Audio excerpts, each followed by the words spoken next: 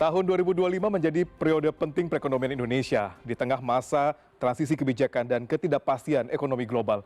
Kebijakan moneter, perubahan tarif perdagangan, hingga dinamika harga energi mempengaruhi inflasi dan daya beli. Secara keseluruhan, 2025 menjadi tahun ketika Indonesia meniti jalan melalui serangkaian penyesuaian kebijakan yang penuh tantangan namun tetap berupaya mempertahankan arah pertumbuhan. Dan berikut kami rangkum sejumlah berita ekonomi yang menjadi sorotan dan paling menyita perhatian publik di sepanjang tahun ini.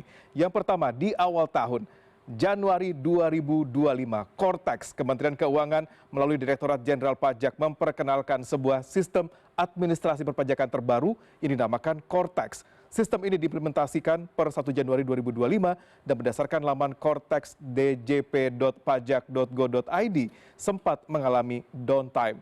Aplikasi Cortex senilai 1,3 triliun rupiah mengalami berbagai masalah seperti kesulitan login dan error dalam sistem yang menunjukkan bahwa aplikasi tersebut belum sepenuhnya siap digunakan. Berlanjut ke April 2025 di mana rupiah anjlok. Nilai tukar rupiah terhadap dolar Amerika Serikat makin terpuruk setelah Presiden Donald Trump menetapkan kebijakan tarif resiprokal. Berdasarkan data Bloomberg, rupiah sempat anjlok ke level 17.217 rupiah dolar per 7 April 2025. Sejumlah pengamat pasar uang menganggap pelemahan nilai tukar rupiah dipengaruhi respon negatif negara-negara atas kebijakan tarif resiprokal Amerika Serikat. Dan berlanjut ke Mei 2025, PPATK memblokir rekening nganggur 3 bulan lebih. Rekening dorman seringkali disalahgunakan seperti untuk pencucian uang. Maka PPATK memutuskan untuk melakukan pemblokiran transaksi pada rekening dorman secara bertahap pada Mei 2025. Kita beralih ke tahun ataupun bulan berikutnya, yaitu pada bulan Juli 2025, di mana tanah menganggur diambil negara. Ketentuan ini sebenarnya sudah diatur sejak era Presiden Joko Widodo dalam peraturan pemerintah tahun 2021.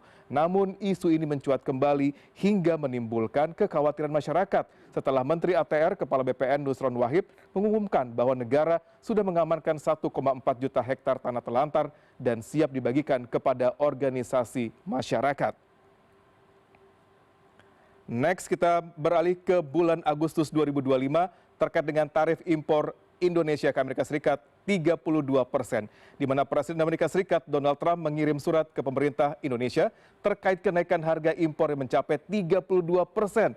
Dan tidak hanya Indonesia, sejumlah negara seperti Bangladesh dikenakan tarif 35%, Kamboja dan Thailand 36%.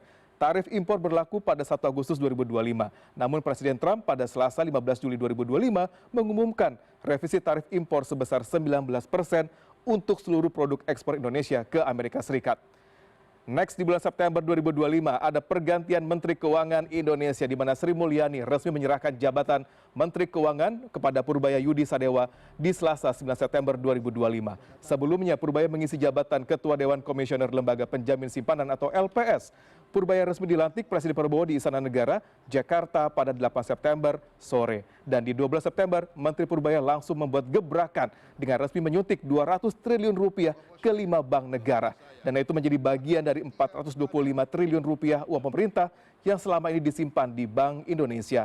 Dan berikutnya pada Desember 2025, Purbaya ancam Bea Cukai. Menteri Keuangan Purbaya dibuat geram oleh kinerja Dirjen Bea dan Cukai. Purbaya mengaku menerima banyak laporan terkait praktek penyelewengan, penyelundupan, dan buruknya citra DJBC yang tak kunjung membaik. Purbaya memberi ultimatum untuk DJBC selama 1 tahun untuk berbenah. Ancamannya tidak main-main. Menteri Purbaya menyebut apabila gagal, maka 16.000 pegawai berpotensi dirumahkan. Yogyakarta dikabarkan menggeser Bali sebagai tujuan wisata Nataru tahun ini. Benarkah? Kita akan bahas lebih dalam sesaat lagi di Ekonomike.